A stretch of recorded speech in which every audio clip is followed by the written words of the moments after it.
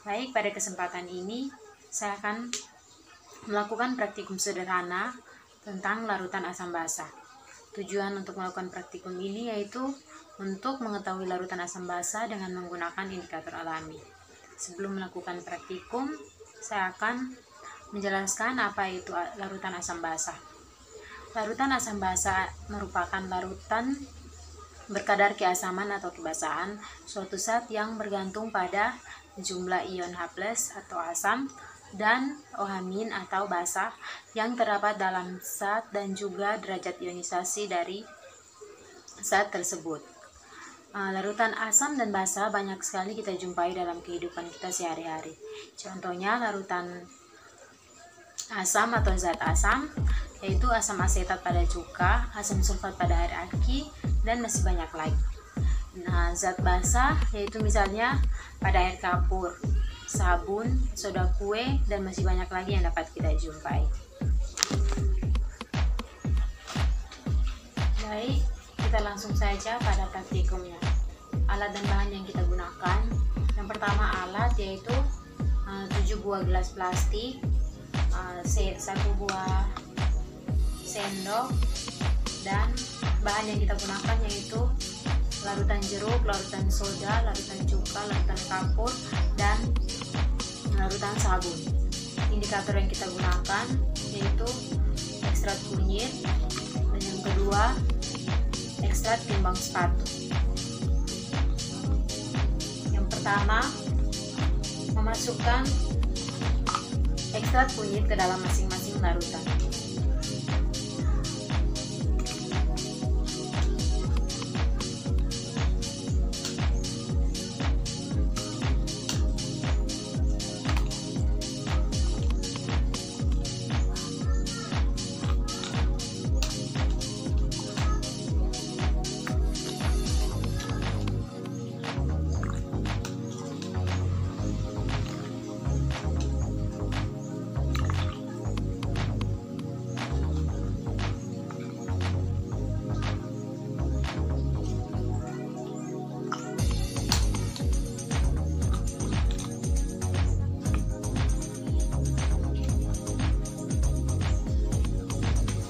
Dari hasil yang kita peroleh yaitu jeruk berwarna kuning atau agak disebut dengan larutan asam karena warnanya kuning. Soda warnanya kemerahan disebut dengan larutan basa, dan cuka warnanya kuning hingga disebut dengan larutan asam. Begitupun juga dengan kapur. Kapur warnanya kemerahan sehingga disebut dengan larutan basa. Dan juga sabun warnanya kemerahan sehingga disebut dengan larutan basa. Yang berikut mengulangi langkah yang pertama tadi dengan menggunakan ekstrak timbang sepatu yang berwarna merah.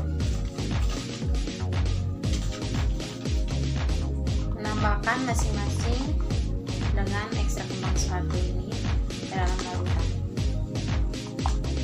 Pertama, larutan jeruk,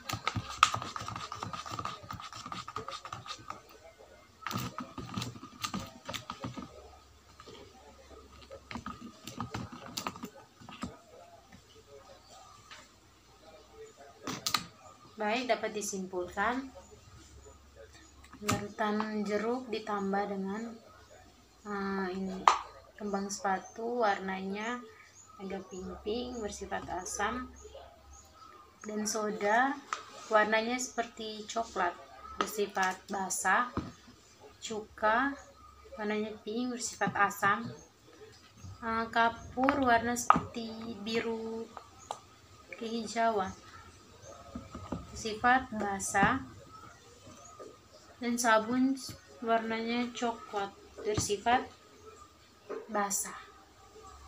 Baik, dari hasil pengamatan ini memperoleh kesimpulan yang dapat diambil, yaitu bahwa dua indikator yang tadi digunakan, yaitu kembang sepatu dan kunyit, dapat digunakan sebagai indikator alami untuk mengetahui pH suatu larutan. Apakah